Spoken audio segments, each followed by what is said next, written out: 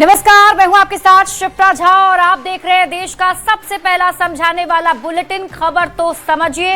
इस prime time bulletin में हम आपको दिन भर की सबसे चर्चित और असरदार खबरें दिखाते हैं और उन्हें आसान भाषा में विस्तार से समझाते भी हैं। तो आइए सबसे पहले नजर डाल लेते हैं आज की 4 बड़ी खबरों पर शॉर्ट में और उसके बाद एक एक करके पूरी कहानी आपको समझाएंगे। आज इस बुलेटिन में सबसे पहली जो खबर हम आपको दिखाने जा रहे हैं वो होगी, क्या तेजस्वी को चुनाव के नतीजे स्वीकार नहीं हैं? इसके पीछे की पूरी कहानी समझाएंगे कि आखिर ऐसे सवाल क्यों उठ रहे हैं। क्या आरजेडी में नेताओं को गाली देने की छूट है, ये भी आपको बताएंगे, क्योंकि आरजेडी के नेता का एक वीडियो काफी तेजी से वायरल हो रहा है। अगली खबर होगी, भोज से कांग्रेस के विधायक गायब, क्या खड़मास बाद खेला होगा? क्योंकि कांग्रेस ने दही चूड़ा भोज का जो आयोजन किया उससे कई विधायक जो थे वो दूर ही रहे। अब पूर्णिया के पापियों ने कैसा घिनौना पाप किया है ये भी हम आपको समझाएंगे। लेकिन शुरुआत सबसे पहले, नेता प्रतिपक्ष तेजस्वी यादव विदेश दौरे से बिहार लौट आए हैं और पटना पहुंचते ही तेजस्वी ने बिहार सरकार पर निशाना साधा और चुनाव में विपक्ष की हार का ठीकरा सरकारी व्यवस्था पर फोड़ा है। विधानसभा चुनाव में हार को लेकर तेजस्वी ने एनडीए पर षड्यंत्र का आरोप लगाया और कहा कि लोग हारे हैं, सरकारी तंत्र जीता है। ऐसे में सवाल है कि क्या तेजस्वी को जनता का फैसला स्वीकार नहीं? ये रिपोर्ट देखिए, फिर खबर तो समझिए।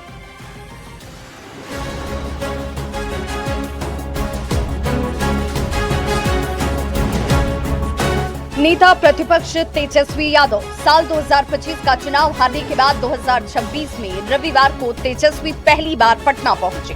विदेश से बिहार लौटते ही तेजस्वी ने सरकार पर बड़ा हमला किया और पटना एयरपोर्ट पर उन्होंने चुनावी हार को लोकतंत्र की हार बता दिया। पिछले चुनाव में इस लोकतंत्र में लोक हारा है और तंत्र जीती है। आप कह सकते हैं कि लोक की हार हुई है और तंत्र की चुनाव में जीत हुई है। जनतंत्र को इन लोगों ने धन तंत्र और मशीन तंत्र बना दिया है। तेजस्वी ने जैसे ही ये आरोप लगाया कि आरजेडी की हार आम जनता की हार नहीं है, लोकतंत्र की हार है और मशीन की जीत है, इस पर धन तंत्र और मशीन तंत्र की टिप्पणी सुनते ही सत्ताधारी दल आग बबूला हो गए। उन्होंने तेजस्वी को करारी हार का आईना दिखा दिया। मौनी बाबा हो जाएं, पितोजी दोनों बाप बेटा मौन हो जाएं, कहीं प्रायश्चित करें बैठ करके 100 दिन प्रायश्चित करें। और पता लगा आप ही लोग के माध्यम से कि आज 40-45 दिन पर आ गए। बिहार की जनता उनको रिजेक्ट कर चुकी है और वो भी बिहार को गंभीरता से नहीं लेते। नहीं तो विधानसभा का गठन हुआ और पहले सत्र में ही वो गायब हो गए। इसके पहले भी, चाहे वो बाढ़ का मामला हो चाहे कोई भी मामला हो। तेजस्वी के षड्यंत्र और छल कपट वाले आरोप पर केंद्रीय मंत्री और एलजेपीआरवी के राष्ट्रीय अध्यक्ष चिराग पासवान ने भी पलटवार किया और आरजेडी को झूठा बताया। ये तंज कसा कि तेजस्वी यादव नकारात्मक राजनीति करते हैं। पिछले कुछ सालों में कांग्रेस, राजद जैसी पार्टियों ने पिछले कुछ सालों से झूठ बोलकर और लोगों को भ्रमित कर डराने की राजनीति की एक नई परंपरा शुरू की है। बिहार चुनाव के नतीजे घोषित हुए ठीक 2 महीने होने को हैं, लेकिन हार की टीस अब तक विरोधी खेमे में देखने को मिल रही है। यही वजह है कि सत्तारूढ़ दल ये चुटकी ले रहे हैं कि तेजस्वी को हार का दर्द अभी भी है, जबकि तेजस्वी लगातार ये आरोप लगा रहे हैं कि चुनाव निष्पक्ष तरीके से हुआ ही नहीं। लिहाजा ये देखना होगा कि नेता प्रतिपक्ष की इस नई टिप्पणी से सियासत आगे क्या रंग लेती है। पटना संवाददाता धर्मेंद्र के साथ ब्यूरो रिपोर्ट, न्यूज़ 18। तो सरकार गठन होने के बाद कई दिनों बाद तेजस्वी यादव अब बिहार पहुंचे, पटना लौटे तो उन्होंने एक ऐसा बयान दे दिया जिस बयान पर फिर से सियासी बवाल मच गया है। और चलिए अब आपको खबर समझाते हैं। चुनाव के फैसले आने के बाद तेजस्वी ने चुप्पी साध ली थी। तेजस्वी यादव ने कुछ भी इस पर बयान नहीं दिया था। कई बार मीडिया से उनका आमना सामना भी हुआ, लोगों ने उनसे सवाल भी पूछे, लेकिन तेजस्वी यादव ने कुछ भी बयान इसे लेकर नहीं दिया। फिर बाद में निर्वाचन आयोग की भूमिका पर सवाल उठाए। इसके साथ ही तेजस्वी यादव ने कहा कि महिलाओं को जो 10-10 हजार रुपए दिए गए वो एक तरीके के घूस थे। और अब तेजस्वी यादव कह रहे हैं धन तंत्र और मशीन तंत्र जीता है। तेजस्वी यादव षड्यंत्र और छल कपट का आरोप भी लगा रहे हैं। तेजस्वी यादव के अपने ही बयान में अगर आप देखें तो असमानता दिख रही है, क्योंकि तेजस्वी यादव के ही बयानों में काफी विरोधाभास है। पहले कुछ और बयान, बाद में कुछ और बयान। यही वजह है कि अपने लोग भी अब तेजस्वी यादव को नसीहत दे रहे हैं और विरोधी तो तेजस्वी यादव पर इस बयान सुनने के बाद से हमलावर हैं ही और जवाब दे ही रहे हैं, लेकिन अपने लोग भी उन्हें नसीहत दे रहे हैं। तेजस्वी को अपने लोग नसीहत कैसे दे रहे हैं, अब आप इसे समझिए। तो रिजल्ट के बाद बिना कुछ बोले तेजस्वी यादव विदेश निकल गए और हार की जिम्मेदारी पर तेजस्वी यादव ने कोई ठोस जवाब भी नहीं दिया और इसी से आरजेडी नेताओं में आत्मविश्वास की कमी देखी गई। और तभी आरजेडी के सीनियर नेता शिवानंद तिवारी ने तेजस्वी यादव को नसीहत दी। एक पोस्ट भी उन्होंने लिखा था जिसमें तेजस्वी की भूमिका को लेकर राजनीतिक आलोचना की। शिवानंद तिवारी ने रिजल्ट पर चुप्पी को नेतृत्व की कमी बताई और यह भी कहा नेता ने मैदान छोड़ा तो लड़ाई के लायक नहीं है। और इसके साथ ही शिवानंद तिवारी ने तीखी टिप्पणी की। खुद यादवों ने ही आरजेडी को वोट नहीं दिया, ये बयान आरजेडी के ही सांसद सुरेंद्र यादव दे रहे हैं। अब तेजस्वी पर विरोधी किस तरह से हमलावर हैं, ये भी समझ लीजिए। तो तेजस्वी यादव के टिप्पणी पर सत्ताधारी दल के नेता निशाना साध रहे हैं। बीजेपी को कार्यकर्ता के बल पर जीत मिली, दिलीप जायसवाल ने यह दावा किया।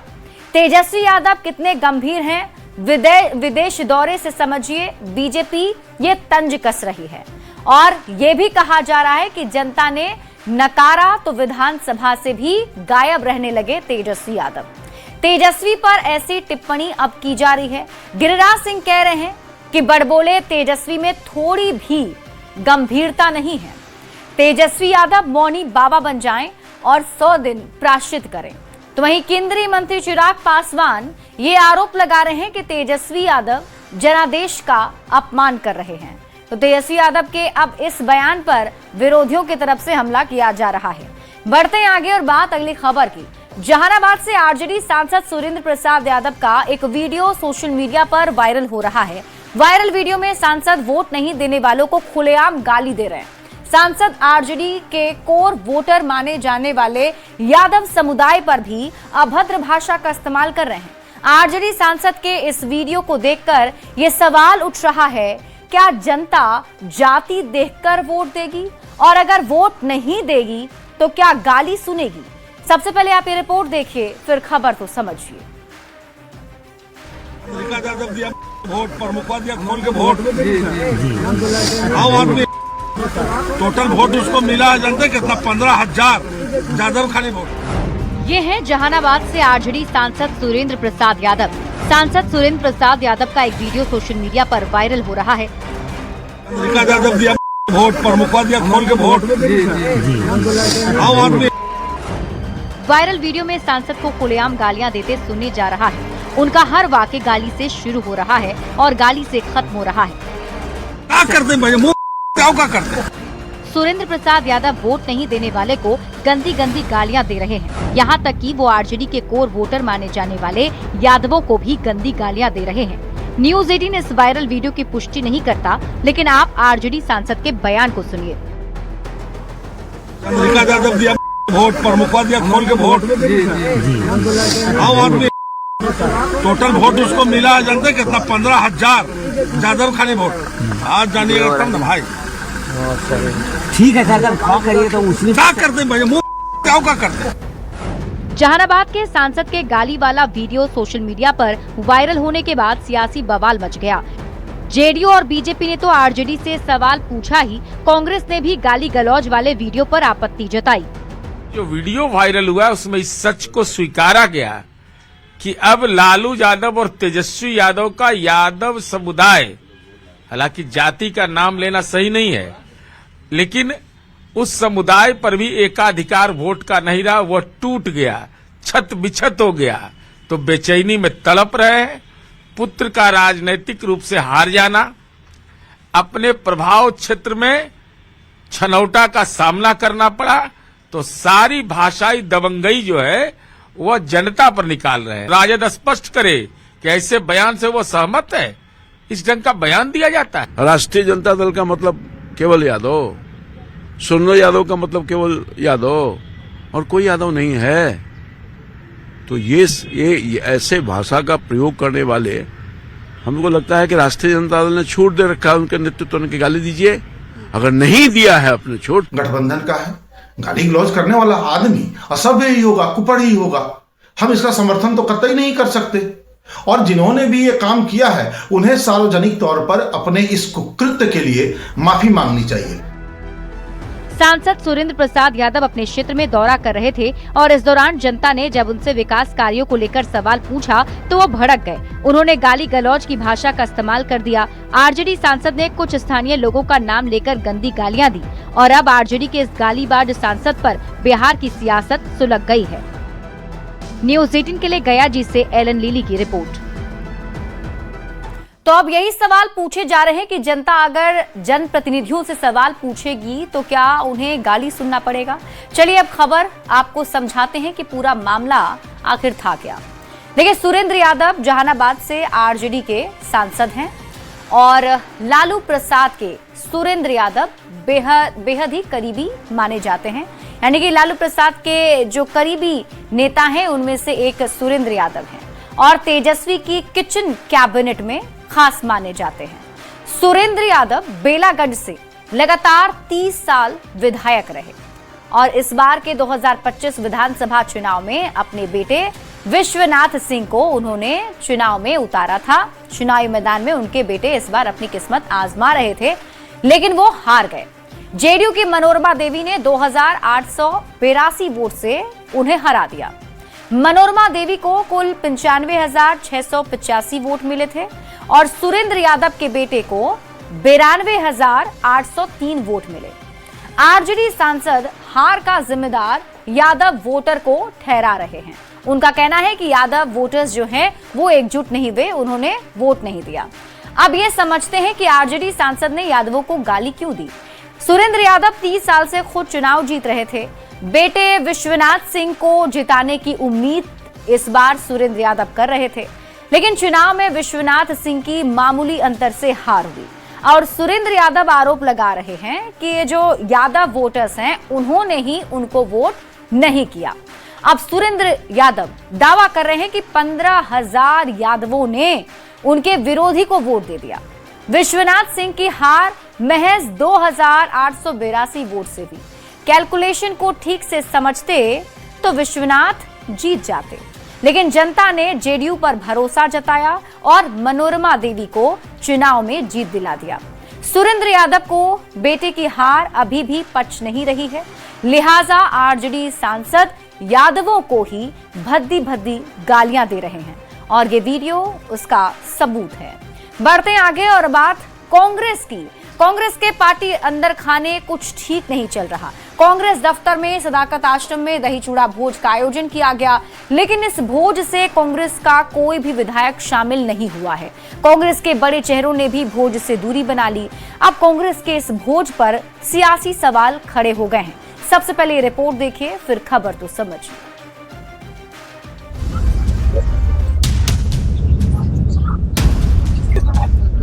ये तस्वीरें हैं कांग्रेस के चूड़ा दही भोज की। चूड़ा दही के भोज में सियासी खिचड़ी पकती है, लेकिन कांग्रेस का ये चूड़ा दही का भोज सियासत का शिकार बन गई। सदाकत आश्रम में कांग्रेस के भोज में कोई भी विधायक शामिल नहीं हुआ। पार्टी के बड़े चेहरे भी नदारद रहे। कांग्रेस के इस भोज में सहयोगी दलों का भी कोई नेता नहीं पहुंचा। दही चूड़ा भोज में कांग्रेस के 6 विधायकों की गैर मौजूदगी ने सियासी हलकों में चर्चाओं को हवा दे दी है। जब मीडिया कर्मियों ने कांग्रेस के प्रदेश अध्यक्ष राजेश राम से सवाल किया तो उन्होंने कहा कि शुभ दिन में पार्टी संगठन को मजबूत करने की कोशिश होगी। आज के दिन राजनीति की जरूरत नहीं। दही चूड़ा का आनंद लीजिए इस पर आज राजनीति के मुद्दे नहीं है। मुद्दे है कि हम सब बैठ करके मकर संक्रांति में दही चूड़े को खाते हुए मजे लें। अब कांग्रेस के चूड़ा दही के भोज पर सियासी सवाल खड़े हो रहे हैं। कांग्रेस के भोज से राज्यसभा सांसद अखिलेश यादव ने भी दूरी बना ली। शकील अहमद खान भी भोज में नहीं पहुंचे।